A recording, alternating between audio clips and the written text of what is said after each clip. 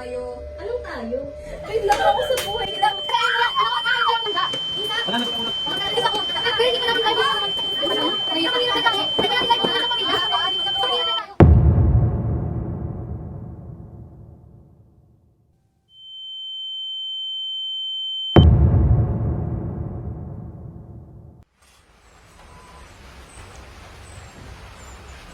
Buntis ako, pero hindi pa ako handa. Pero nandyan na yan. Papanagot ako naman ang dinadala mong bata. Mahirap lang tayo. Di pa natin kayang bumuo ng isang pamilya.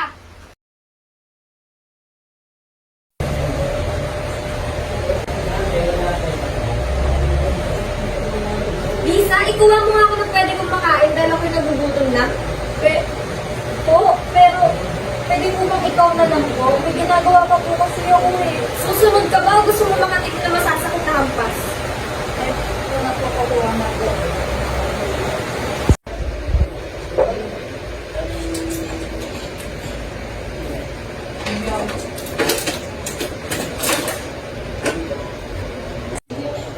Ate, ito na po. Susunod ka rin pala, ang dami yung pagsatsa.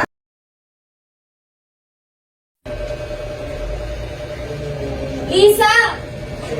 Bakit po? Anong bakit? Linisin mo to. Bilis! Lang po, ito na po.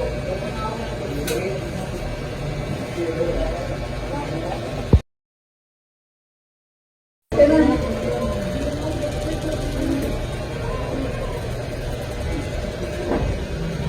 Hoy! Bumangon ka na dyan!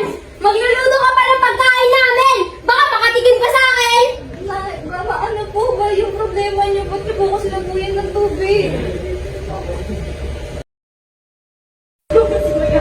Ma, pa, ate, kakain na po tayo. Anong tayo?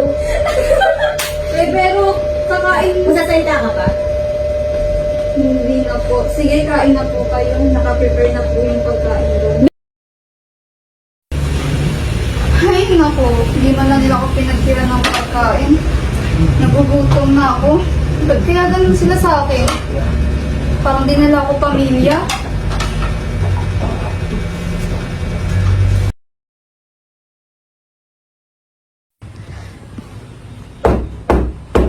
Ma, pa, dito na po ako. Mga pasa... Ari ko, ang sakit pa! Ayan! Kasalanan mo yan! Anong oras na? Ngayon ka lang umuwi? Ganyan ba ang gawain ng matinong babae? Ma, magpapaliwanag. Huwag ka nang magpaliwanag dahil simula ngayon hindi na kita pag-aaralin. Puro ka lang kotsera. O, paano ba yan? Papahintuin ka na sa pag-aaral ng iyong mama. Ano ba yan? Pagod na nga ako, tapos ganito pa madadatnan ko sa bahay. Hindi man lang ba ako pwede maging masaya?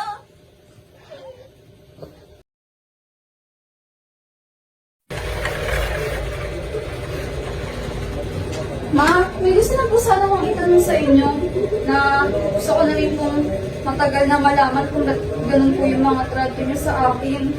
Alam mo ba kung bakit? Ha? Kasi labag sa loob ko maging anak ka. Oo, tama ka nang narinig dahil labag talaga sa loob ko maging anak ka. Dahil mahirap lang ang ama mo. Sino po yung ama ko? Siya si Daniel. Si Daniel ang tunay mong ama. Daniel. Daniel po yung tunay kong ama. Oo, siya ang unang-unang pangasawa na hindi ko ginustong magkaroon ng anak dahil mahirap lang siya. Kaya magpasalamat ka dahil binuhay pa kita.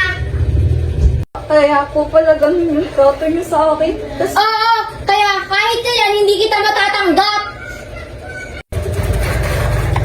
kaya pala ganun yung trato nila sa akin. Kasi sampid lang ako sa buhay nila. Ayoko na!